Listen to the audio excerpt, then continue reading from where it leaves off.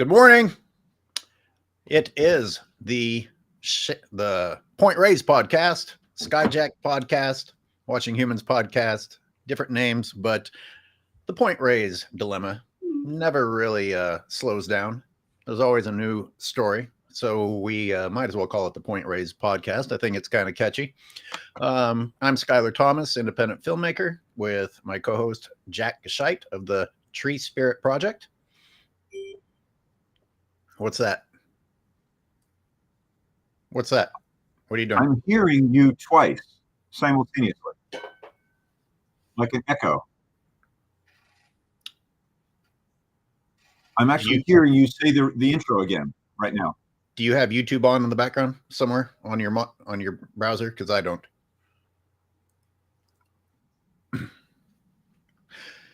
It's all right, ladies and gentlemen. He's still getting a grasp on technology.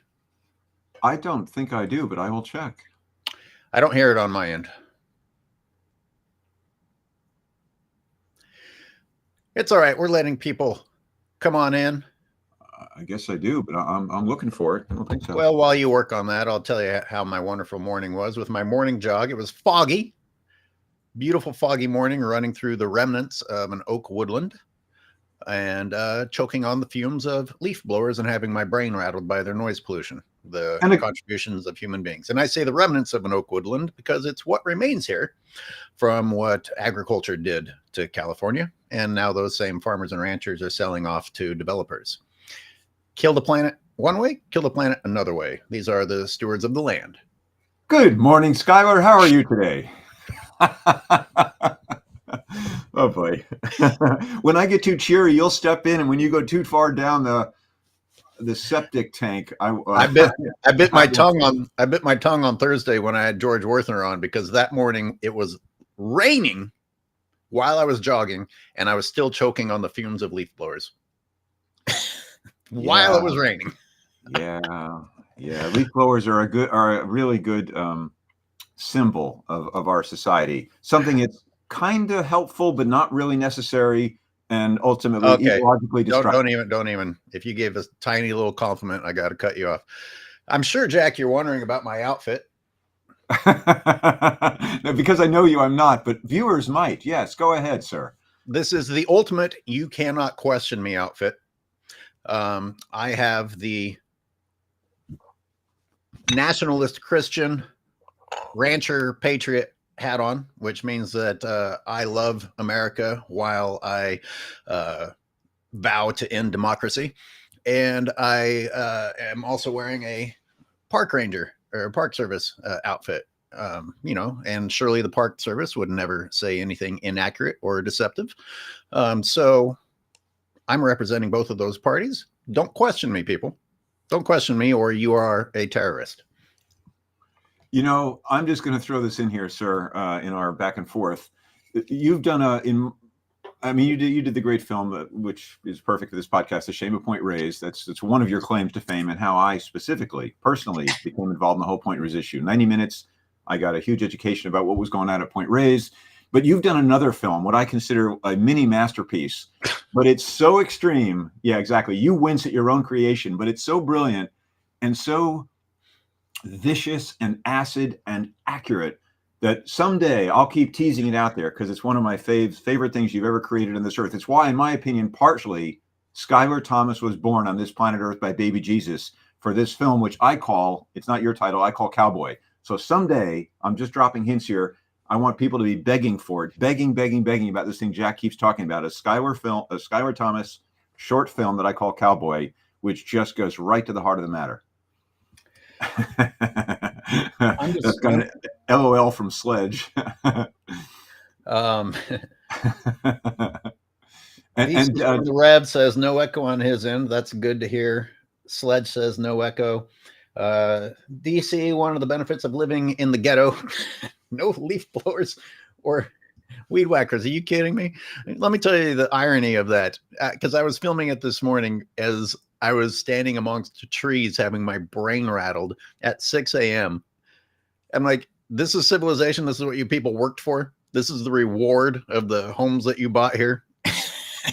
I think I'd rather be in the ghetto. I mean, if this is what you do to an expensive neighborhood, I just don't get it. Oh man, I'm spending too much time on the So on legal. today's show, Skyler, we'll be talking about, I think I just slapped a title on it called Tule Elk All Over. And the idea is what's happening with you and me meeting and working on the Point Reyes issue with a huge group, wonderful group of activists, is to take that idea not possibly, but they're interrelated, which is to say, get out the domesticated cattle operations, cow operations where cows are abused for beef and dairy products, which we don't need and are destroying the planet ecologically, and replace them with native, is it called native megafauna? Is that what they call big elk as opposed to little deer? To do it, Point Reyes, do that elsewhere. And we even have a special guest today, Rick Landman, who's a physician scientist who has 130 peer-reviewed papers on the topic. And we're just going to do a few minutes here to kind of bring us up to speed and then bring him on. Fantastic. If I understand correctly, he's going to be able to tell us a little bit more about the impact of a native ungulate on the land.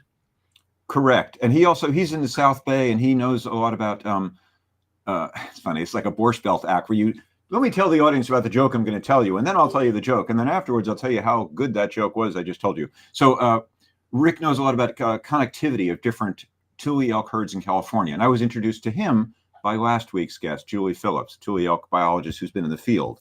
So she turned me on to Rick because there aren't that many people in, well, the literal field of Tule elk out there. And he is another man, Rick Landman. Bring him on probably in a few minutes.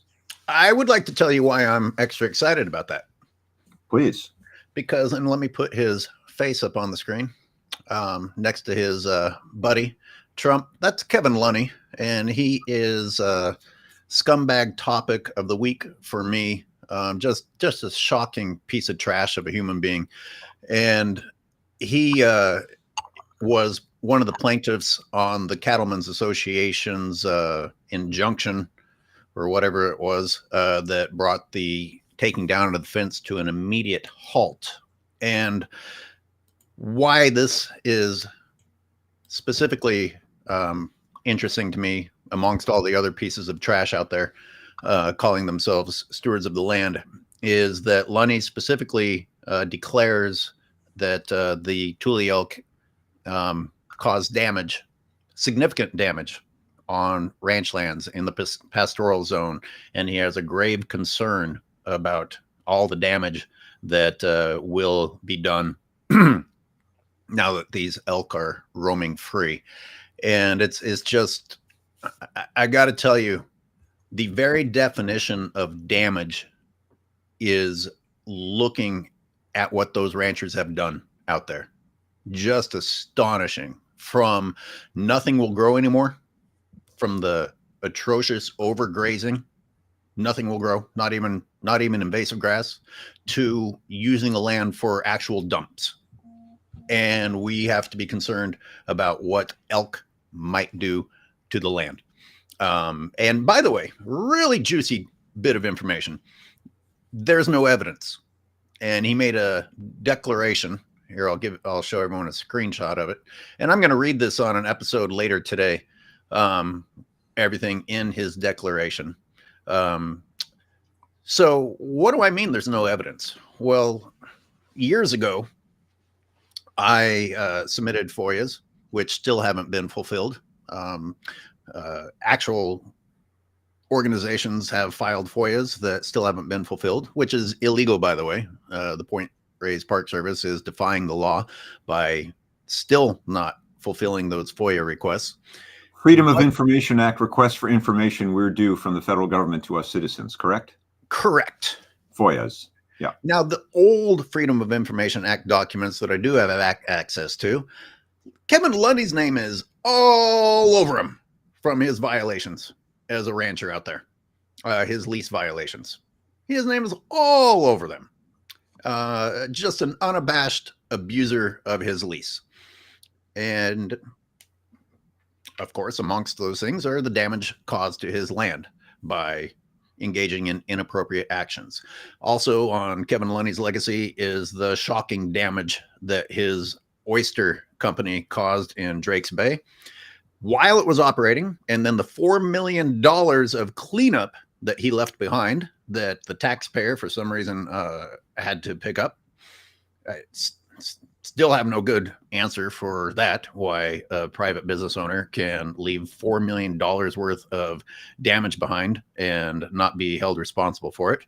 And in case anyone's wondering, Kevin Lunny had a 10-year lease that he signed, and it expired.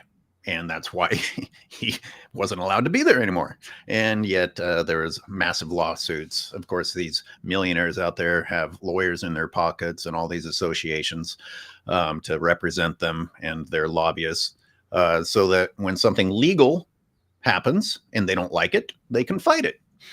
Kevin Lunny owns a gravel business, a paving business, composting business, and also runs G Ranch out in Point Reyes National Seashore, on which he is regularly guilty of overstocking.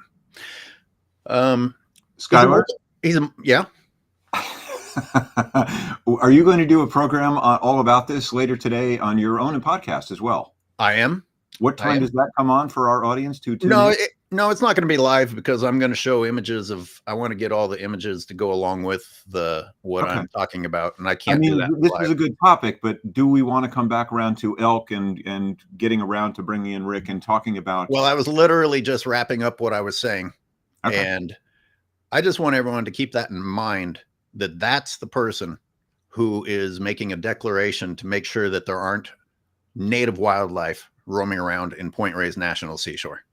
And let me, if I may, if you would bring us back and put those two out of our, God help us, sight and minds. But just for me, my supplemental comment to the deep and important topic you're covering, get him out of here. Make him stop, please. Jesus. I mean, you know what? January 10th is coming, and we'll get to spend 4 years working with all this nonsense. But wait a minute. Do we get to have an insurrection? Because that was allowed last time. As I was saying, Mr. Rancher Cowboy Hat, it's the Christian the thing reason to do. you and I, the reason you had to make your film, The Shame of Point Reyes, the reason we're doing this podcast, the reason this work continues to educate the American people about the damage of the cattle industry is personified by Mr. Kevin Lunny, who's I'll say something that'll piss you off. He was interviewed by a friend of mine on a local podcast, a radio show actually up in Petaluma. He's friendly, he's affable, and he's I think of him as my equivalent, but he'll go much further in exaggerating and being a chief propagandist for how good cattle ranching is, which is the opposite of the reality. And the proof of that is just for anyone to go to Point Reyes Seashore, which I actively encourage you to do if you're listening to this months after we've recorded it and you haven't seen what goes on at Point Reyes Seashore. It's where you get your education about the damage the cattle industry does and how they just openly lie about the damage and blame native Tule elk, for example, for damaging the land when they actually heal the land. They're two very different species of animals, both ungulates, both hooved animals that walk around the land that eat grass and such, but they are very different animals with their impact on the land. One is domesticated from Europe, cows, beef and dairy cows, and then, of course, Tule elk are a native species that were reintroduced by the Park Service. One of the wonderful things that they did that even Skyler would say, yeah, okay, I'll give them that one. They brought them back into the park in 1978, put them behind a fence, again, to please ranchers.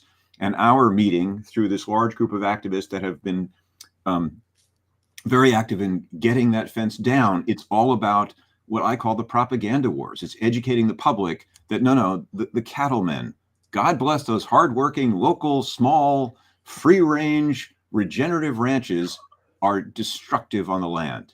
And all their lies don't counter the truth of that. And they keep saying it. They're doing in lawsuits and all sorts of nonsense now. Cattlemen's Association just filed a suit to stop the Park Service from taking down the fence and freeing the elk. For those people who are just tuning in, that's the big news. That's the win we've had. Elk are now freer to wander south of the reserve and onto more cattle lands, but cattle shouldn't be there. There shouldn't be cattle lands. Thank you, Skyler. Just wanted to give that supplemental information to your appropriate anti-rancher rant. Yeah, sure. Of course. I'm looking forward to our guest enlightening us about the impact of a native animal on native land. But you know what I took away from what you just said? The myth of the good things that the ranchers are doing, the ease at which you can dispel that is astonishing. Go there and look. Like, these people claiming things that aren't true, that don't have the decency to go and look, really drive me crazy, because it's not just bad.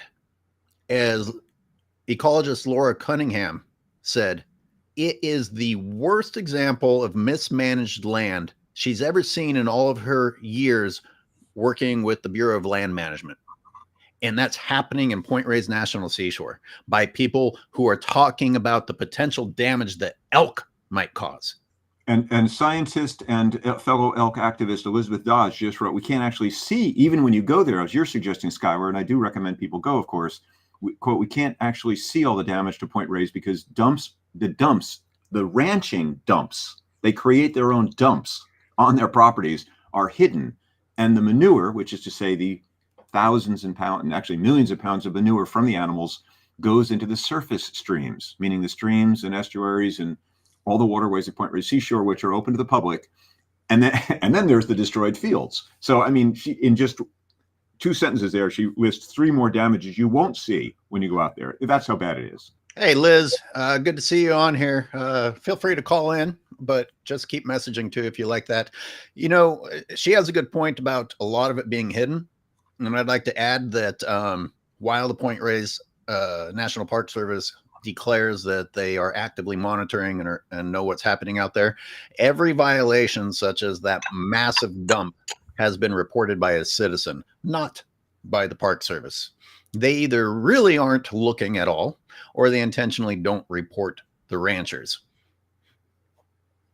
Yeah, that's why I say that staff has to go along with the ranchers and the fence.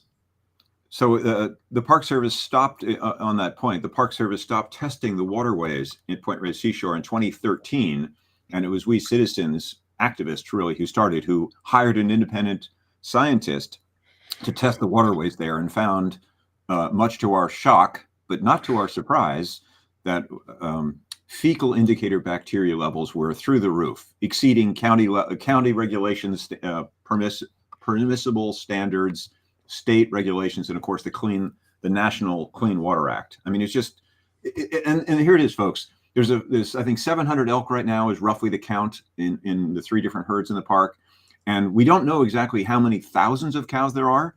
It's certainly over 3,500. It might be 4,000, 4,500. There is no way to tell. It's one more example of not monitoring the number of animals in the park, cows, that is, domesticated livestock, and the damage they do, the manure they put out. There's just no monitoring at all. And if there was monitoring, there's no enforcement. It's just an absolute joke. They're getting a free pass, and that's, again, because of the propaganda wars. I'll keep coming back to that point because that's what I focus on. Propaganda.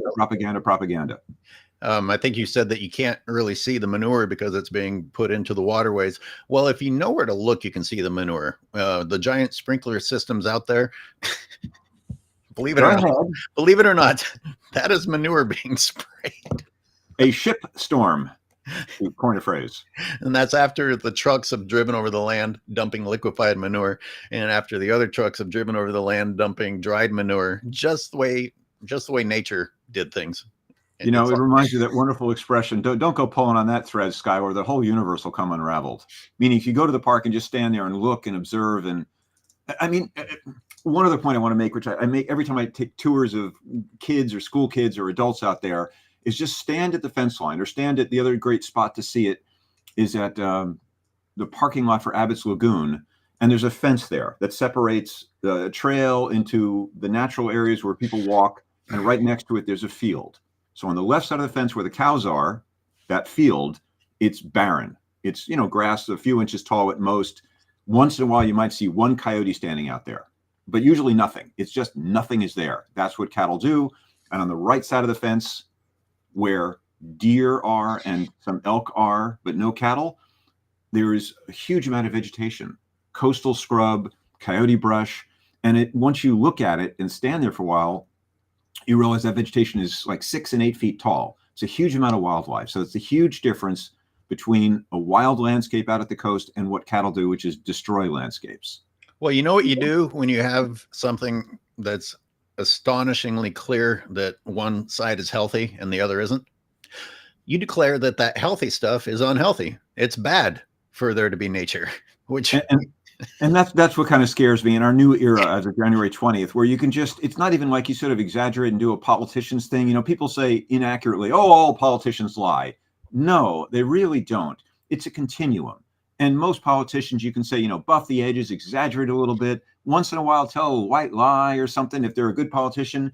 And these days, it's just all bets are off. You can just say cattle ranching is restoring the land and elk are harming it, which is 100% lie, the opposite of the truth. But let's do this if we can. It's 9:23 by my clock here. Let's segue into our bringing out our guest, who's going to talk about, as we do at Point Reyes, in a larger context. There's no one in the waiting room, just FYI. He wrote to me. He texted me and said he was, Restream says, waiting for the host. You want to go check on that? He's not in the background. I'm looking right now. Okay, I tell you what then. I will communicate with him through the magic of technology, if you will. Talk to our audience about. Let me tell you. Look. I'm going to put the link on the screen. He can use this one. He doesn't have, and he can just click that if he wants, and we'll just keep him on.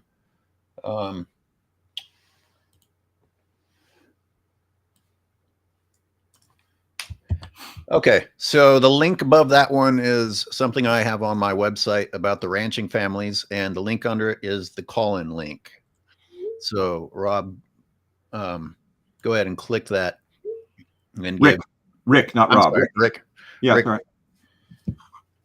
Oh boy. Anyway, so yeah, I mean, what we want to see at Point Reyes is now the elk are freer, pretty freer. We want to have the cows out, and then of course this is the model for what can happen throughout California, which is get rid of cattle as the consumers are educated about the propaganda of the industry and understand that.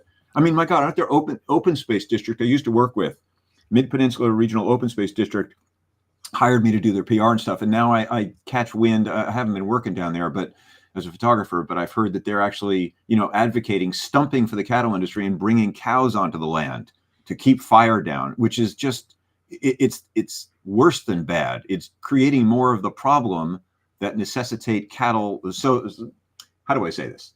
When you put cattle on the land, they kill the native grasses, spread the what you call invasive grasses, for I would say exotic grasses that are more flammable, annual versus hardy perennials that don't burn as readily, although burning is part of the landscape anyway. And they say, well, let's fix that problem created by cattle by bringing in more cattle. It's just insane. Ecological suicide. Right. And if you tuned in on last Thursday, you know that now Audubon is on board with that. I received retaliation from people in our group when I tried to warn everyone that Audubon Canyon Ranch was going to do the opposite of what Marty Griffin fought to achieve and bring in cattle grazing and remove coyote brush, amongst other things that are vital for wildlife. And the response I received was, "Oh, you can't say things like that. That's accurate. There's no way that they would do that." Sure enough. Sorry. I wish I was wrong. Well, I'll join you in that, and we'll round up more. I mean, this is the propaganda wars. This is getting people to have the courage to stand up to the man these days, especially with maybe the way the administration is going to go. Same with Nature Conservancy, right? Which is supposedly the rumors they're putting up millions of dollars to help the deal go through to buy the ranchers out for the second time, which is egregious enough. But Nature Conservancy, Jim Cota was telling me, most of their lands that they buy up to conserve them have cattle on them, or they graze cattle. It's a very few large organizations, so-called conservation and environmental organizations, have the courage, I mean, financial courage, I guess you could say, or financial independence to stand up to the cattle industry. It's that powerful. Well, that's the sad thing. In a lot of cases, it comes down to finances, and people trying to do the right thing are usually short on finances, and they end up compromising. George said that a lot of what was happening is, well, you know, we have to bend a little bit here and there because we need some sort of following to get some finances. Well, and George Werthner, bless his heart. I mean, he's the one. I heard a podcast he did years ago. It was like an hour and a half, and I just was sucking up every minute of what that guy was saying. He was the one that helped me define my own stance on these issues. Well, he's a true. Just let me finish thought. Sure. Politicians compromise. They're middlemen who are brokering deals with the extreme, like, do not put any cattle on the land. How dare you speak the absolute complete truth with politicians who are they're navigating and buffering and making deals so we get some progress. As an activist, we must speak the complete truth. No compromise, no filters. Cattle damage the land. Regenerative ranching is a bunch of BS. It's the clean coal of the cattle industry. Things like that said loudly, and these days say them repeatedly. That's my self-appointed role as an activist. And George Werthner was the one who explained the environmentalist, true environmentalist activist can't compromise. Someone has to be speaking the truth so the politicians can then make a brokering deal in the middle of it to make some progress. Me being the bad cop here, let me take that a step further. You're like, oh, the politicians are saying what, they're basically paid to say. Who's paying them, ladies and gentlemen? Well, of course, it's supposed to be, it's corporations, to answer your question. Is that your point? Well, are you going to include multimillionaire ranchers as a corporation? Because they're the ones with lobbyists and political power. So this America, I mean, it's a strange, tough thing to say these days, but America needs to have campaign finance reform where politicians they don't desperately need money to win elections, and they don't take money from the billionaires, which are now, I mean, this is what's happening today is Ralph Nader's worst nightmare prediction come true. The system is getting way more corrupt, and we can go pretty dark pretty fast here. And I'd rather talk about spreading Tule elk through the land and bringing Rick on if we can get him. We do have Rick. I'm going to give a shout out to Marty Knudsen for chiming in. The American Prairie Reserve would be a case in point. I'm not familiar, but I appreciate you chiming in. And if you want to tell us more later in the show, we might be able to have you in as a caller. And Rick doesn't have an image, but we'll probably be doing audio. But Rick, you are now live with us. Hey, how are you guys doing? Good morning, Rick. Good morning, Rick. Is there any chance we can get your video? I want people to see what a commendable citizen, upstanding citizen you are, if possible. I didn't know what happened. It was there a minute ago. The other thing to do, and it's worth it because we'd like, is to go away and come back. Is that correct, Skyler? Sometimes that reboots the system to interface with Restream, the platform we're on. Sure, when all else fails, off and on. But and he left. So good for taking the initiative. Yeah, let's do that. Go away and come back, Rick. If you need to text me on my number, you've got that there. If you have a question, but let's get you on here and do this right. We can somehow manage to fill the time, right, Skyler? Maybe. Well, he's back on and still no image, but he didn't. That wasn't quick enough to sign out and come back onto the platform. Just shut down the whole window. Go away, Rick, and start over again. I watched him. Yeah, I did. You can hear me though. Yeah, that's probably the most important part, right? This will just make me look more anonymous. Yeah, well, that or you're calling from the coal mine there, proverbial coal mine. Well, there was something. There was a flicker of hope. Audience, please stand by. We're experiencing technical issues. I'm trying different cameras, and there's two choices, and neither of them are. Sorry. Wow. Hey, Rick, while you do that, can I ask you a question? Were you able to listen in on any of the earlier part, or should I? No. Okay. I was just sitting in the waiting room in the cone of silence. Well, you interesting. Well, I'm excited to hear what you have to say because I'd like to learn more about exactly the impact of a native ungulate on the land, the positive impact I'm guessing we're going to hear about. And because one of the excuses used by the Cattlemen's Association for stopping the halt of taking down the fence is the terrible damage that the elk do to the ranch lands, the pastoral zone.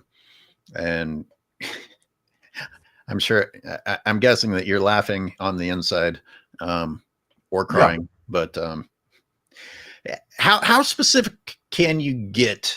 I've been studying ecology and making my own observations in the wild, but the only explanation I can really give people is that creatures here developed a relationship that took thousands of years and it's very complicated, and they had to develop that working situation over a long period of time, and we can't just explain it in a couple of minutes. But the bottom line is that it exists and it worked, and what we're doing now does not work.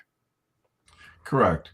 These elk co-evolved with our local grasslands. So we have peer-reviewed scientific publications that show the Tule elk, when they were restored to Point Reyes, have been restoring the grasslands. If they didn't, it would become overgrown with chaparral and Douglas fir, which would be fuel for fires. Fires in themselves are great. They help restore grasslands. But when there's too much chaparral and too much undergrowth, you can get high-intensity burns, and that can take the whole tree, destroy the whole oak tree, and put the whole thing into the atmosphere as carbon. So Tule elk, number one, they're one of our 2 native species that help mitigate damage from wildfires, which is carbon in the atmosphere. The other would be beaver. But elk are our native grazers. We don't have bison in this state. Maybe historically, maybe up in the northeast corner we did at one time, but and that's debatable. That's like the jury's out on that, whether there were any probably up north. Debatable. But my whole area of historical ecology research is that we have a really poor understanding of our historical flora and fauna and where they used to roam, including my most recent paper, which was in the 2018 elk management plan. California Fish and Wildlife said there were never elk in the Sierra Nevada. Well, that's like just defies common sense, right? So then we found 5 historical newspaper accounts of elk hunts in the Sierras and 1 wagon train diary that finally proved. And I co-authored that with the elk and pronghorn biologist, specialist for California Fish and Wildlife, and his Nevada counterpart. So one key difference, and there isn't good published data, I think, though, between cattle, which are our imported non-native grazer, and elk, which are our native grazer, is I think the cattle are harder on our perennial bunch grasses. They wrap their tongue around the bunch grass and pull it up by the roots and kill it, whereas elk just trim it. They just, in fact, studies show that when elk are on the grasslands, they don't kill these grasses. The root systems become larger and larger as the grasses are basically lightly pruned by the elk, and a huge amount of carbon gets sequestered in the ground by these enlarged root systems in the grassland. So really important. Cows probably destroying our perennial bunch grasses, and after all, they grew up in Eurasia and evolved in Eurasia with all these annual grasses, whereas our elk here in California, they've co-evolved with perennial bunch grasses to survive our droughts. So Rick, I want to play the role self-appointed of Captain Obvious here and highlight a few things. So what you're saying, correct me if I didn't hear right, that although people, the lay public like me, I don't know the difference between how a cow, or I should say I didn't used to know the difference between how a cow eats and how an elk eats or a deer eats. Oh, they're all out there just walking around eating things. They're both bovines and have similar feet, or actually they don't. But you're saying even just the way they eat is different enough to, one has a negative impact on the landscape, especially there's thousands of cows, and the other has a beneficial effect on the land. Perennial bunch grasses. Now, any grazer is better than no grazer in terms of, California poppies and numerous other forbs, that is flowering perennials or annuals that we have. If you bring cattle in and you graze lands, you get more wildflowers, but they're hard on the perennial bunch grass. And there's a whole pyramid of insects and animals that then depend on those bunch grasses that have lost their primary food source. The push by the cattle industry depends on a tiny piece that you said there, that no grazing is worse than some grazing. But of course, where's the big push to actually use native wildlife that needs space, and we could help them come back instead of always going with cattle? hey, God, we have to have grazers. So we ranchers are good. We're providing cattle. we've lost 29% of our forests in the state of California. 29% of them since 2000 gone, since the year 2000, to these higher intensity wildfires because of the accumulation of fire fuel loads. Elk and cattle can reduce that. Deer are really browsers. They eat leaves and shrubs more than they graze the grasses and forbs that are lower, and they're not as big as elk. Elk really help mow the place down for free. But there needs to be a push. CDFW was translocating elk beginning, in Point Reyes in eastern Santa Clara County around 1980. California Department of Fish and Wildlife, for those people. Yeah, California Department of Fish and Wildlife. But they stopped in 1998. Haven't been any translocations to create new herds in California. So what do we have? We have these little islands of elk, an island at Point Reyes, an island in eastern Santa Clara County, an island on Grizzly Island in Suisun Bay, and they're not connected. Disease or fire could wipe out any one of these herds. Mm-hmm. They need to be connected, and we need to resume translocations.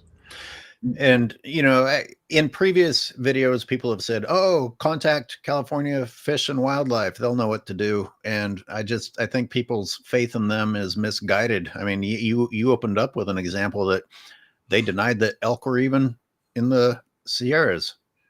Yeah, so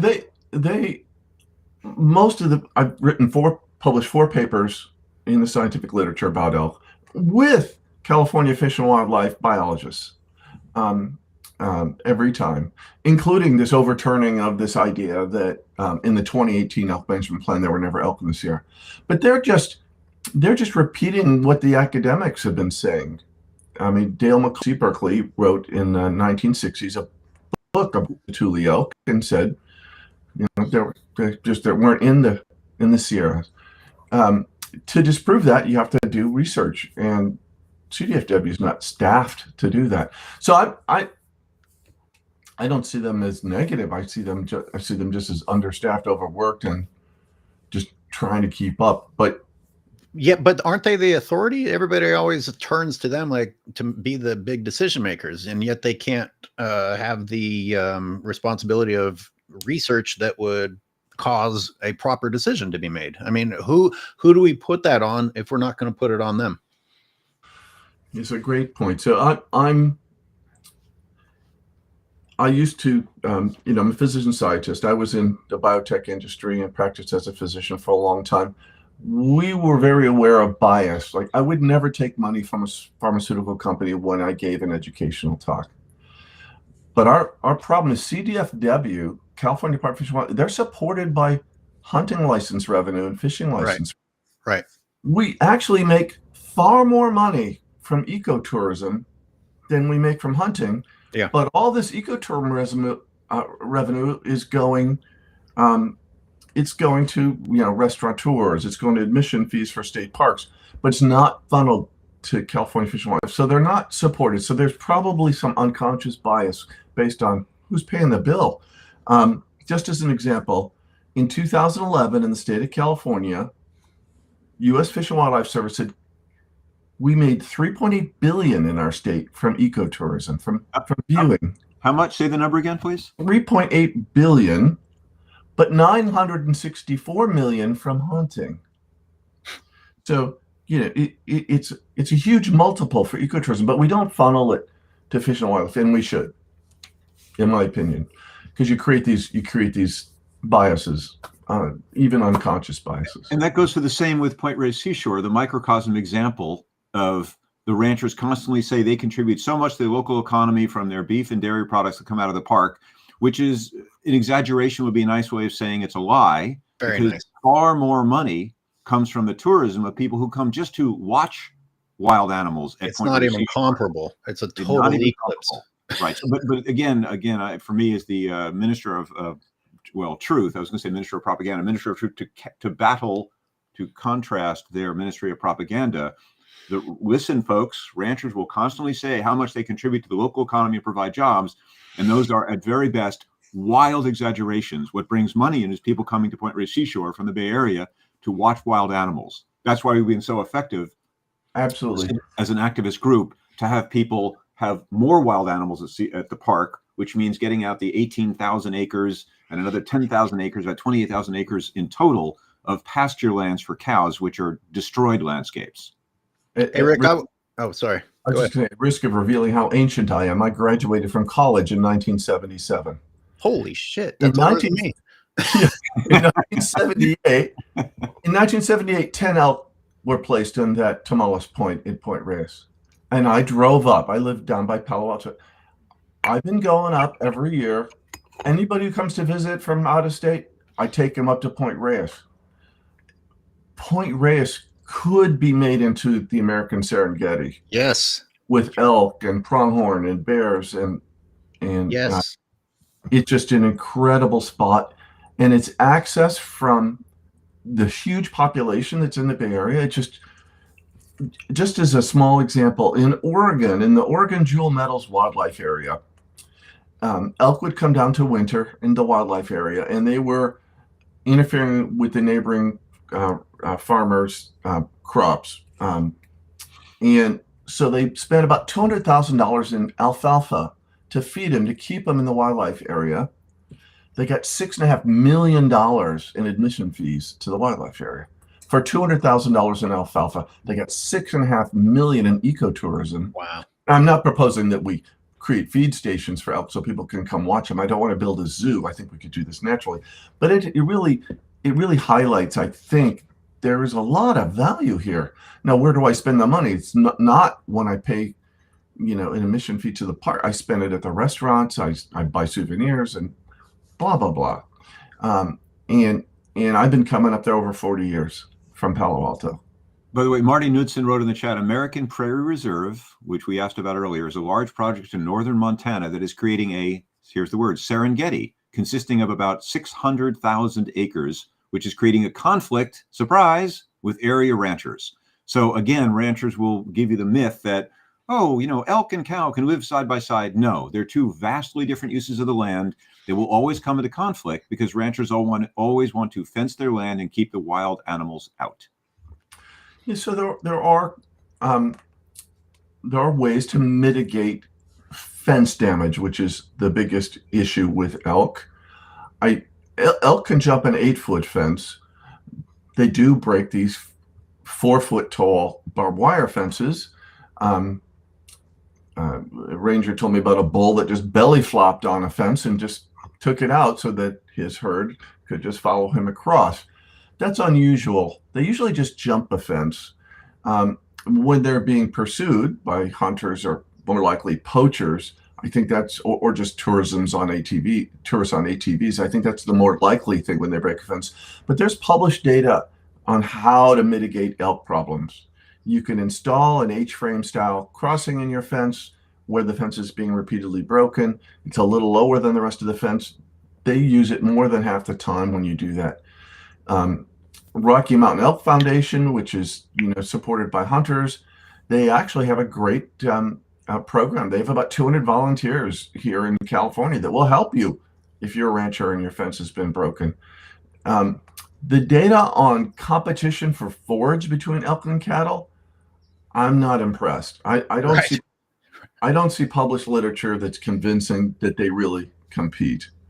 They haven't provided anything in Point Reyes. We've submitted requests for it, and the FOIA documents that I do have shown that ranchers make claims about what the elk have done, and when the Park Service has responded to see the evidence, there isn't any, or they say don't come. I'm shocked to learn they're making false claims at Point Reyes. So if think about in nature, bison and elk lived side by side in Eastern Oregon, and they've both are native grazers. In nature, I think there's enough for cattle and elk, but at Point Reyes, it's overgrazed by cattle.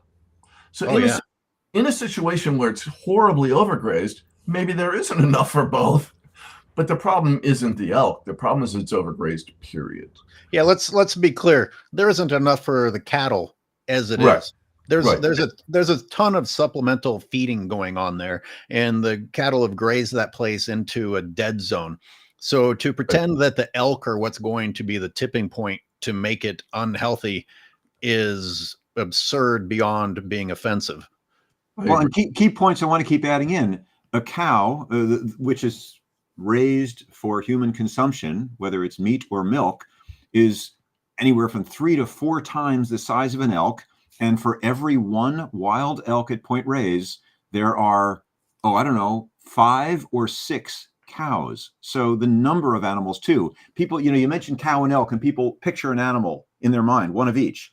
Picture 5 and 1. That's what you need to picture to compare. Cows shouldn't be inside a national park. We can all agree on that. The average citizen who eats the products from cows still would say, yeah, you're right. It's a national park. Let's not have cows there. It's absurd. The numbers when I made the Shame of Point Reyes in 2018 were 8,000 and some cattle to 700 and some total elk in Point Reyes. Yeah, so it's wildly overgrazed. I suspect there may be a difference between these dairy cattle raising and Sure. And the beef ranchers. I mean, here, when I say here, I mean down in the San Francisco Peninsula. There are leases for our land trust give leases for the cattle to help reduce, but they do rotational grazing. They're lightly grazing.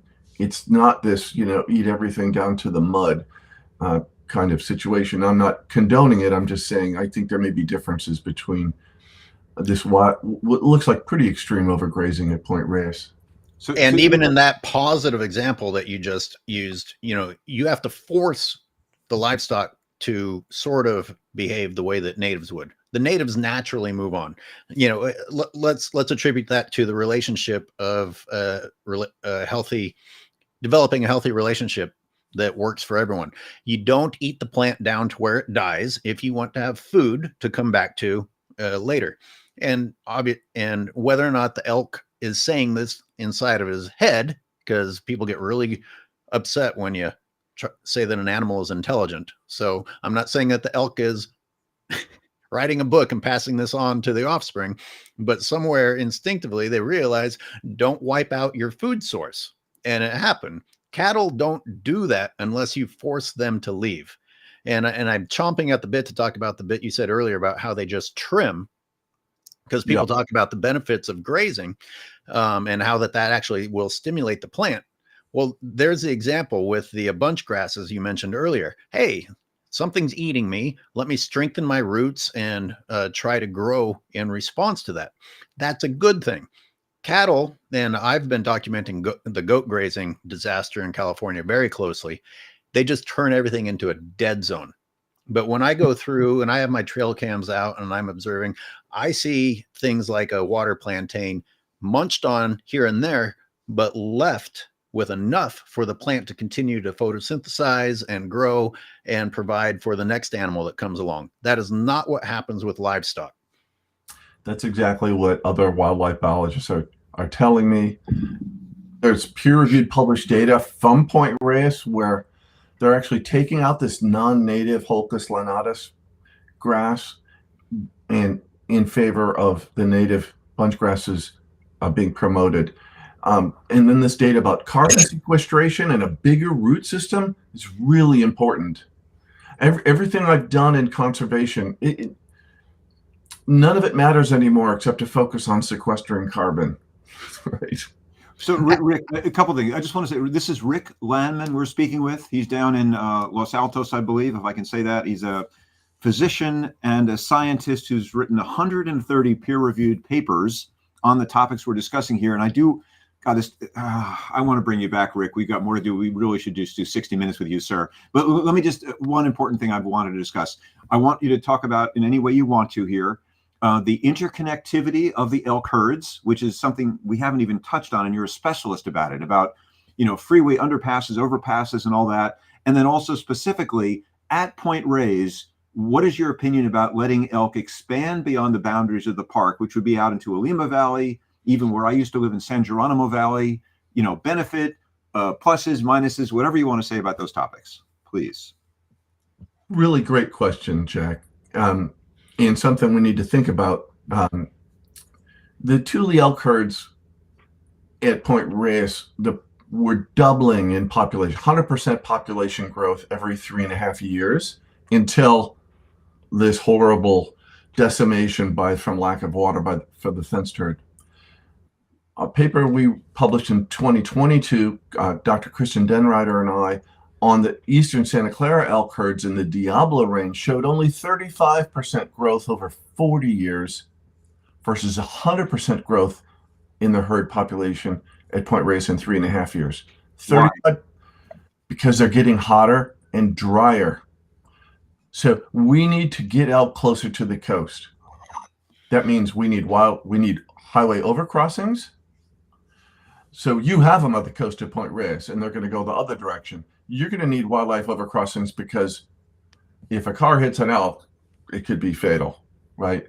When people talk about prioritizing highway overcrossings or undercrossings for puma, for mountain lions in Southern California, I'm like, that's great. But, if you hit a puma, you'll probably live. But if you hit an elk, you could die. This is, so you're going to need people need to start thinking now about Highway 101 overcrossing and 8-foot fences to prevent elk vehicle collisions on 101. We need to help elk down here where we have herds in the Diablo range that are barely hanging on and may not hang on if it gets harder to get closer to our coast. There are no elk south of San Francisco on the west side of 101 until you get down to southern Monterey County, where they were translocated around the same time to Point Reyes. Around 1980, they put some elk at Fort Hunter Liggett. They were poached to 0, and they tried again in 1981, 1982. Now there's 500-600 elk down there. The other consideration with Tule elk, right? We have 3 elk subspecies in California: Roosevelt elk, which love our northwest coast, and they prefer little meadows and forests. Tule elk, which are all descended from 2 to 3 survivors in the South San Joaquin Valley that hate forests because they're the survivors of a few individuals in the grasslands in the South San Joaquin Valley. The Fort Hunter Liggett herd will not leave the open grasslands. They won't go to the coast through the redwood forest. So we have to think through, how are they going to move around the redwood forest? And I think you should extend that up to Point Reyes. I'm the dark one here. I criticize humans heavily, but I got to say, this has been on my mind. It's basically 2025, and we're now thinking about highway crossings. I mean, that blows my mind. It just shows how disconnected we are. That's a new concept for us.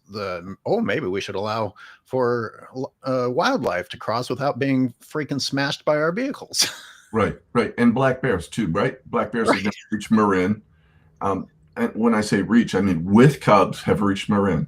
So black bears, important ecosystem service. They spread fruit seeds about 200 times more effectively than birds even. But anyway, wildlife crossing is important. Now, dude, you're a treasure. You have to come back on. I was going to say, whether we do, by the way, we should also do a little business here. We got just a few minutes left. We're not going to be on today.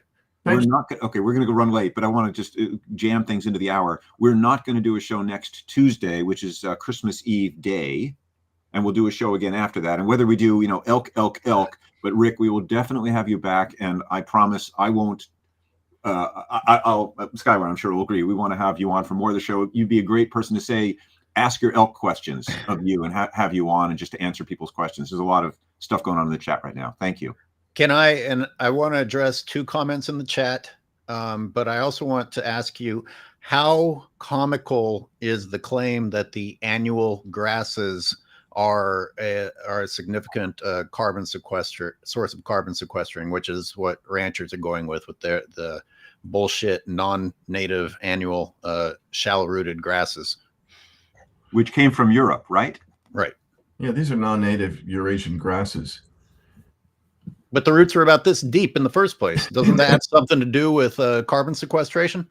And these Eurasian native annual grasses are the opposite of the best plant we have for carbon sequestration, which is a redwood, right? You need something that will live a long time. Those annual grasses turn right back into carbon dioxide within a year or two. You get some in the soil that can get buried and stay there, but it's not like perennial bunch grasses with extensive root systems that may be 5, even 10 feet deep. And of course, as I mentioned earlier, stimulated by elk. So no, annual grasses from Europe are not the solution. They are the opposite of the solution. Besides the fact that they're combustible. Yes. I mean, they die no matter what. Even if you don't harvest them, chop them up, whatever, they're annual. They're going to die and turn into fire fuel. Or they're eaten by the cow, and then we kill the cow and take the cow off the land, once again removing carbon from the landscape and putting it back into the air in other areas. Extraction, extraction, extraction. There's no circle. Cattle is an extractive industry for profit, destroying the world. Well, the one thing that they give back, that the ranchers give back, is poop. It's a never-ending application of poop, and that's just not natural. You take away everything except for the poop. Okay, so I actually wanted to ask this because when we were talking earlier about how the ranch land is already so devastated, and you can't call it grass-fed beef anyway because it's so bad out there.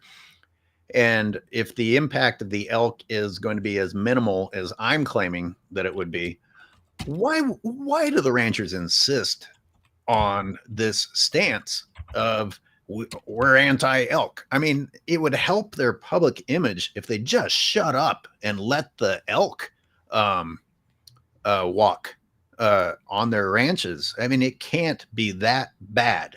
And Derek, shout out to you, asked that very thing. Is like, why do the ranchers insist on being anti-elk if it's not that big of a deal? And then this person, what does that say? Says because the ranchers don't want the competition of forage. But again, back to the original question, is there really a competition for forage on a significant level? I think there's three, right? They're worried about fence damage. They're worried about competition for forage. But as we discussed earlier, I don't think there's really competition for forage in a lightly grazed, properly grazed, more natural grassland. Only in an overgrazed one might there become. And thirdly, they're worried about getting their cattle infected with brucellosis and Jonas disease. But these bacteria elk never had until we brought in Eurasian cattle to North America. These are Eurasian diseases that came with cattle. They infected the elk. They didn't think they were going to make it the first couple of years in the late 70s because of the brucellosis, which causes abortion in weak calves, and the Jonas disease, which is a mycobacterium like leprosy or tuberculosis, which is also often fatal. They then vaccinated the cattle until I think they stopped in 2021. And now the elk could give it back to our cattle. So, okay, but it started because you put the cattle there. The elk never would have had it because it wasn't even in North America. Rick, old combat vet, has asked a question here I'd like to repeat. I think it's a good question. What damage did the buffalo do to the environment? There were billions of them. And of course, meaning there was huge amounts of bison on the land here. I think not buffalo, you'll correct me, but what's the difference? And how was that? Although, of course, it was hundreds of years ago now, but would you address that question? I can repeat it if you need. Well, I mean, I grew up calling bison buffalo, but bison is the right term. Buffalo is an Asian, yak-like water buffalo. So we call them bison, and they break fences. It would be the exact same set of concerns with elk. Overgrazing? Well, they don't overgraze. They move. They don't respect territory. Elk rarely break fences. Bison often do. But bison have a terrific ecosystem service, right? They spread seeds. They basically churn the soil. There's less fire, or I should say less intense fire, well documented when bison or elk are grazing. I'm talking published literature, flame heights 1/3 as high if elk or bison are there, and fire spread rates halved if elk or bison are there. So What's the difference? What's the difference between how I go at this again? It's an important point for people. I just want to keep repeating it. The difference between how a bison grazes and how a domesticated cow grazes.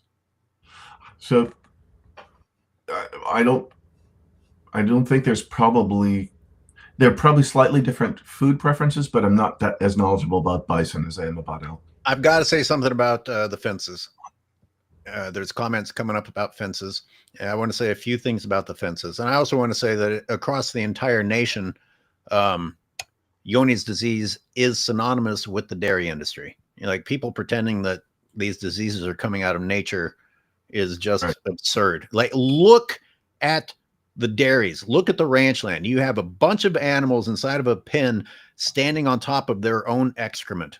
It's filthy and it's disgusting and it doesn't look healthy. If you had to choose between that and the wilderness from where disease is forming, which one are you going to pick? Now, let me move on to the fences. Fences aren't land. When people say that they're causing damage to the land, you're talking about a human construct that interferes with nature. And I understand that financially that's a problem. But we're not really talking about damage to land. Now, secondly, in Point Reyes, and this is backed up with FOIA documents, when the elk have run into the fences, they were being hazed by the Park Service and ranchers. They were being chased on ATVs and with dogs and vehicles to where they ran into fences. And I think that they should be sued out the asses for that, because if you've ever seen one of these animals tangled in a barbed wire fence, it's horrifying. That is a terrible thing to do to an animal. And if all they have to do, which by the way, Rick, you already pointed this out earlier, all you have to do is allow an access point and they will take advantage of the access point. Just be a little bit more friendly and allow an access point and you can solve this problem. But they want to have this 100% exclusive, disrupting your movement system out there, which is leading to the problems. I just want to, we're at 10:05. We can run on a little bit here as we're going to.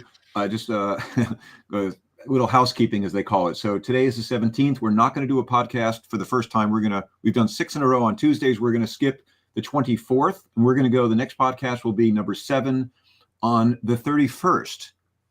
I think we agreed on that, Skyler, which is New Year's Eve day in the morning, 9 a.m. on Tuesday. And that's on my, correct, Skyler? Right. Okay. And I'm not sure what we're going to do, whether we bring Rick back right away or another time, but this is Rick Landman, who we will bring back to talk more about elk and related issues. And then Jeffrey Phillips, you can get me at jack@treespiritproject.com. My Tree Spirit Project website, treespiritproject.com. And Skyler Thomas is at Watching Humans. I'm sorry. Just go to shameofpointrays.org and you can find a contact form there. If you forget my email or whatever, just go to shameofpointrays.org. Just Google Shame of Point Reyes and it'll bring up my website and you can find a contact form there. I'm curious if old combat vet is arguing in our favor that, hey, there used to be billions of bison. What damage did they do? I mean, we talked about this previously. I said in the last episode, I was like, look how much life there used to be in California, and it was a working system. It wasn't destruction. Well, God bless him. He just answered your question. The global ruling elite have plans to move all people in the U.S. into a few cities and then turn America into their private nature reserve. Fascinating topic. Fascinating topic. About 70% of humans live in cities anyway because it's more efficient. I was raised in New York and I got the hell out of Dodge. If the people don't miss the factory that is, or the engine room that is New York. But I mean, people kind of want to be social anyway. And it's a really fascinating topic. I'm now living not in a city, so I don't live as efficiently. And of course, if you have, 10 acres in Montana, which is very appealing to me, we can't have 340 million Americans each with their own 10 acres in a place. You just don't have the land to do it. But more importantly, I would just circumvent that contentious topic and say, we don't need cattle on the land. Remove the cattle, and there's lots more room for humans and a lot more food for humans and not producing amount of methane from the cattle. So that's the way I would reach out to old combat vet if we even disagree on this issue, which is a longer conversation. Shout out to everyone who is in the chats. And Sledge says, can we do a longer one since it's the last one? And I say yes. Rick, do you have a few more minutes or shall we wrap up? Hey, look at that. Look at that. Now you have to stay on. Sorry, Rick, we got to go now. Bye. Thanks for coming. How many papers have you written? And he just figured out the camera. The longer I stay on with you, the less I have to wrap Christmas presents. So I would love to stay on a little longer. So this is Rick Landman, finally, who's a physician and a scientist and gracing us with his presence to talk about Tule elk and ungulates and translocations of elk herds. And great to see you. And we're going to have you back, and we'll do video in beginning of that show. And I want to do a plug for you. Is there a location we can send people that a lot of your papers can be found at, or your work? I'll type it up there. Don't you have a website you're building, Rick? Yeah. The thing we've talked about? Yes. So these are peer-reviewed scientific papers. You can Google them. Just look for Richard Landman elk, Richard Landman beaver, Richard Landman salmon, and soon it'll be Richard Landman and redwoods will be a very interesting paper. So anybody's listening here to this recording in the next 6 months, Rick is looking for an ace website builder, which would feature his papers, a 1-2 place where it's ricklandman.com and a place where all his work could be found. He needs that. He and I have talked. I'm not really the guy for the job, but well, I'm going to feature them whether you like it or not on mine. California Fish and Wildlife Journal is where a lot of the work I do on California flora and fauna is published. It's open access. Those articles can be downloaded PDFs for free. How do you feel about taking a call? I'm fine with that. All right, everyone, I am putting the link up. If any of you actually want to call in, if you don't, I understand. Just chatting is okay. So people are not required to call in? Is that what you're saying, Skyler?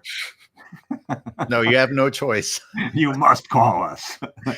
Elizabeth Dodge says, excellent program. Thank you, Liz. Sledge, great program. Thank you. And Rick, I mean, as a budding ecologist, I can't tell you how many questions I want to ask you. We won't do it today. I'm just saying to put my amateur eyes with your experience. But then to follow that up by saying, how the hell is it not possible that the people in charge don't already know this? Between the fact that all you have to do is observe, and it should be clear, and that people like you have provided the peer-reviewed papers. I'll be right back. Yeah, I mean, for me, the historical ecology journey started when I wondered. I bought my house in the 1980s, luckily for me. And from an 80-year-old man who said the stream behind the house used to run year round, and I used to fly fish for steelhead. This is the border between Los Altos and Palo. Now there's no steelhead. There are no steelhead, and the stream is dry 6 to 8 months out of the year. Yeah. One of my hypotheses is maybe there used to be beaver ponds here, which act as percolation ponds and raise the water table. And maybe that high water table would have kept the stream going year round. But then I was told there were never beaver in the coastal watersheds in California. And I looked at this California Fish and Wildlife maps and said there were never beaver in the Sierra Nevada either. Well, this made no sense, right? So my first paper was in 2012 in historical ecology. I had mostly published in medicine. We found an archaeologist found a buried beaver dam in the Sierra Nevada, and we radiocarbon sticks. That was the first physical proof that beaver were native to the Sierras. And then I started searching for museum records of beaver in our coastal watersheds. And finding none, I realized we didn't have any museums until the end of the 1800s, and we only had two, the California Academy of Sciences and Stanford's Museum, and both of those museums were destroyed in 1906. The earthquake and fire. So we don't even have museum records before 1906. We simply don't know what used to be here. So the people at Fish and Wildlife and many academics, they're handicapped by sort of this lack of knowledge. I ultimately find a beaver skull in the Smithsonian Museum collected on Saratoga Creek, which leads to the next paper proving, therefore, beaver were native to coastal watersheds. Then I found a beaver down in SoCal in Ventura County, same kind of thing. in a museum, just sort of lost. So it went from there to salmon using ancient DNA, and then and now elk, and now, as I mentioned, I'm shifting to redwoods because they are nature's gift to us to sequester carbon. The condemnation of beavers by people because they just don't understand what they do drives me absolutely crazy. And it's the one other species that can mitigate wildfires besides elk that are native, right? Because beaver ponds in a string can act as a fire break. Beaver ponds can act as a water source for firefighters, often in remote areas. As importantly, a beaver pond can be a refuge for wildlife in a fire. They can also be a refuge for firefighters who get caught in a fire to jump in a beaver pond. So really important. And it basically took California Fish and Wildlife about 10 years after our first paper of physical evidence of beaver in the Sierras. Took about 10 years. They just started translocating beaver back with the tribes, first with the Mountain Maidu last year, and now with the Tule River tribe. That we're just beginning to restore beaver now through translocation. But I wanted to come back to elk and Point Reyes. We have a caller waiting, but we can take him after you do your point. But Sledge, I just want you to know that I see you waiting. Roosevelt elk in Professor Dale McCullough's 1960s book on the Tule elk, he drew the dividing line between Roosevelt elk and Tule elk at the Mendocino County, Sonoma County border, because that's where the redwood forest kind of dissipates and the oak woodlands begin. Well, that's not true. You have massive redwood forests in Marin. We have massive redwood forests in San Mateo County, western Santa Clara County, Santa Cruz County, all the way down to southern Monterey County, San Luis Obispo border. There's redwoods. These Tule elk that are, like I mentioned, they love grasslands. They hate forest. Roosevelt elk love forest. Roosevelt elk and Tule elk, so these are two subspecies of the same species, elk, Cervus canadensis. They're mixing at the Mendocino-Sonoma County border now. So we might have a new elk that doesn't mind redwoods or grasslands, or? I think so. In fact, we're trying to do an ancient DNA study with the tribes and with a couple of the local museums. We've gotten historic, old elk bones. But the Ohlone here often buried their people with an elk bone. And so they've generously given us pieces of elk bone from these burials. And we're doing an ancient DNA analysis to see if the elk that were here historically, and when I say here again, the San Francisco Peninsula, which is half redwoods, were they more like today's Roosevelt elk, or were they more like today's Tule elk? I suspect there was a gradient, and that these sort of pure Tule elk you have in Point Reyes probably had some Roosevelt elk genetics that would enable them to, pass through Mount Tam to the Golden Gate National Recreation Area's southern grasslands, right? Richard Henry Dana, in his 1840 voyage, 2 years before The Mast was the book, he said, we anchored in what is today's Golden Gate, and we saw hundreds of elk on the hills next to the Golden Gate Strait.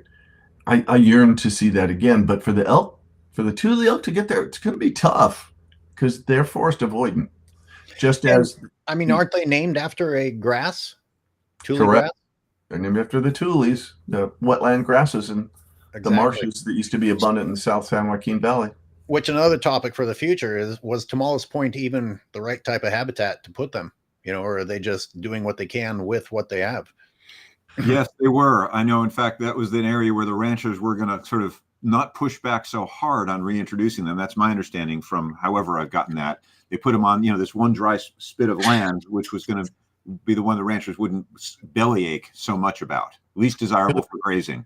The answer is it's perfect habitat for Tule elk, and it's perfect habitat for Roosevelt elk. That is, if you've got grasslands. So we published a habitat feasibility study for Tule elk with UC Berkeley leading. Our Santa Clara County Resource Conservation District provided the grant. I was a co-author. We sampled radio-collared elk at San Luis Reservoir at Pacheco Pass. So this is the Central Diablo Range. There's a huge elk herd by San Luis Reservoir. by Pacheco Pass. Tule They love our reservoirs. Tule elk. Tule elk. Okay. We sampled their characteristics and used that to model habitat suitability. South of the Golden Gate, what did we find? The entire coast, from Pacifica all the way down to San Simeon and Hearst Castle. The whole coastal grasslands, great elk habitat. But how are Tule elk going to get there? Again, we have the same problem. The Santa Cruz Mountains are big redwood forests. Tule elk aren't going to get there. We need to translocate them to the coast, especially in this hotter, drier, warming world where some of the places they were put, they may not do very well in the future.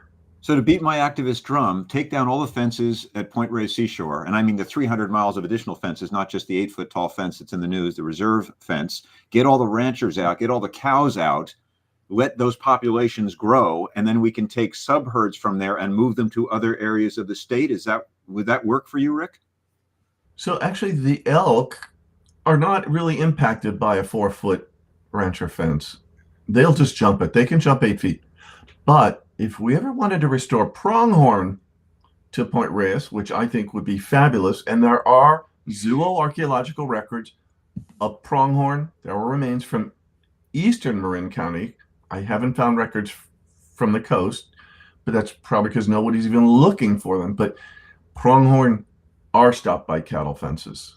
They don't jump fences. They go under, so you have to modify them. Our friend Jim Cota talks about this, Jack. So I know, and actually what I've learned about fences is from Jim Cota, who's an amazing font of information about wildlife fences, and of course George Werthner teaching me that wildlife fences have their impact. You're saying, Rick, I hear you, and you're an expert on this, obviously, that the elk are big enough and they can jump over a 3-foot barbed wire fence, no problem. But for me, I've been in that park with Jim Cota, and we look and we're like, what the hell is that? And there's, this is was it Lunny's Ranch? I forget which one. In any case, it was 5 wires. Yeah. 5 wires, and they were strung super tight, brand new fence just put up along Sir Francis Drake, about 3 miles from the intersection of Pierce Point Road. And it had to be 6 feet tall. And the bottom wire was like 12 inches off the ground. It was impenetrable. I couldn't get over that fence. In 2020, what was that, 2022?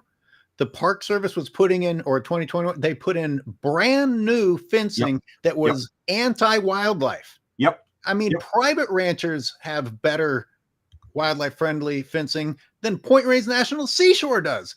And it's not a past mistake. They're doing it now. And then apart from the wildlife crossing, Rick, I'll let you speak, I'm sorry, is also all of those fences deter human visitors from walking across 28,000 acres of national park land. That's the nonsense of it, in addition to whatever impact it have on various animal species. I think you just made an excellent point. They need to be, they're established national guidelines on proper fence. This needs to be established. We should think about pronghorn. It is true that an elk calf, if the top wire is barbed wire, an elk calf could get caught. You see this with black-tailed deer more than you do with elk, because even elk calves are pretty good at jumping a 3 or 4 foot fence. But it is possible you could get some loss. But well, that's why Point Reyes is so easy. There shouldn't be any fences in a national park. That's the point. Not in a national park. Different from where you are down in the South Bay, where it's different, not national park lands. Fish and Wildlife has published guidelines, and multiple states have published guidelines on wildlife-friendly fencing. Absolutely should be established. And there's no, I mean, that's to Skyler's well-earned rant about National Park Service regulations. Nothing is enforced at Point Reyes Seashore. It's not enforced. Now, we have a new, Anna Altman is the new superintendent at Point Reyes, and we're hopeful that she'll work with us more, especially as we activists keep getting more media attention and public attention, and she will have, political support for doing the right thing. I would love to, I've tried to reach out to her and have heard nothing back, but we're optimistic that Point Reyes Seashore is moving in the right direction, knock on wood, before January 20th. Very interesting. I'm just super curious what's going to happen as these Tule elk herds expand. Will they end up constrained by the forested lands like the Fort Hunter Liggett Southern Monterey County elk herds are? A fun little tangent. Hearst Castle, William Randolph Hearst we thought he brought in Rocky Mountain elk. Turns out on genetics, he brought in Roosevelt elk, and they're down at the Hearst San Simeon area. Of course, they don't mind the forest. So they're actually crossing east through the redwood forest and mixing with the Tule elk at Fort Hunter Liggett, which are constrained by the forest. And you're getting probably better genetic diversity. You're getting animals that are better adapted for both habitat ecotypes, grasslands or small meadows and forests. None of these elk species in California have any protected status, right? Under Endangered Species Act, ESA listings. Tule elk are California special status species. Special status species. Yes. Okay. Yeah, there's a bunch of different categories of special status, but they're not federally endangered or federally threatened, because now they're up to 6,000. From 2 to 3 survivors, they're up to 6,000. In the entire state of California. In the entire state. So in all these little islands of elk add up to 6,000.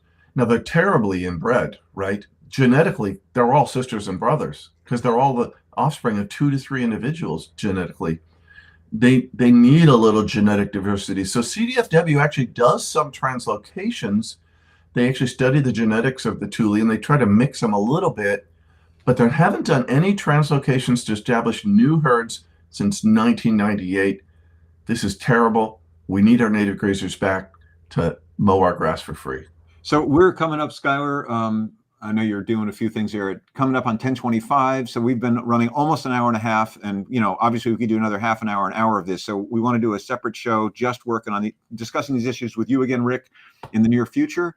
Skyler, are you willing to close this thing out in 5 minutes so we don't have a 2-hour broadcast that'll put people off? I'm always worried about that too much, I'm just going to say hi, Sledge, because you've been so patient. It sounds like we're going to cut things off, but I appreciate you being a regular viewer. Do you want to say something really quick to our special guest? It has to be fast, I'm afraid. Real quick. People in yards, they have those electric fences that are in the ground or whatever, and the dogs wear a collar. Force the farmers to put a collar on their cows and put that electric thing in the ground so the elk can just walk right on by and the cows get the shit stuck. Is there a question? Hey, I like it. It was short and sweet, and I appreciate it. And it's almost like kind of going along with Farmer Green's comments there, Jack. I don't know if you want to deal with Farmer Green's comments. No, not on the limited time we have. Okay, wait, come back in a future episode. But man, Rick, what a pleasure. Thank you, Sledge. Appreciate your patience. Please come back after the new year. Oh, I'm sorry. Wait a sec. Farmer Green baited me. Good work, Farmer Green. You sucked me in. I'm a good steward of the earth. Big Ag is wrecking the planet, but man is also a predator. Well, that's certainly true. Are you guys vegan? I have never seen a healthy vegan baby. So, what does a healthy baby look like? Farmer Green. Oh, you got to come back. We're going to do a show on veganism, obviously. So I grew up eating meat like every normal person did in America, and I've been vegan for over a decade. I ran yesterday. I'm healthy as a horse. I was going to say, not a racehorse. So, yeah, I mean, you can be healthy on meat and you can be healthy without, but for ethical reasons and environmental reasons, I choose not to eat animals. And that's a whole show right there in a mouthful. See, I used to go along with that humans are predators thing because we kill and eat other things, but we don't prey the way that predators do. We manipulate the situation. We put prisoners inside of a confined area, and then we have someone slaughter them for them. There is nothing right here or here that is predatory. You couldn't catch a squirrel without assistance. Oh, now you're just torturing me, Skyler. We got to do a show on veganism. I know you're scared no one will watch, but you know what we'll do? We'll lie. We'll tell them we're going to give away free money to everybody who attends. I bet you I can throw a hay bale further than Farmer Green can on my vegan diet. Well, Farmer Green, I appreciate your comments, and it's a longer conversation. The choice is, it's not about people get into these elaborate arguments about what we're designed to eat. That's not even my point. For me, that's moot. It's irrelevant. It's a side issue. It's what do I need to eat to be healthy today? And yet it's inescapable because Rick, you got to put up with all this because people want because people want to desperately defend these ranchers who are anti-nature, anti-wildlife because they're providing food. Yeah, you're just using the entire freaking nation to produce a tiny little bit of crap that makes most people fat. And past your 30s, you can't continue to eat it without it having negative effects on you. So Aren't you glad you're part of the show? Aren't you glad you're part of the show now, Rick? Yeah, I'm going to shut up, Rick. I can't tell you how much I want to ask you more ecological questions, non-vegan questions. Jack, you damn vegan. You always got to bring in this vegan crap. I know, another goddamn vegan.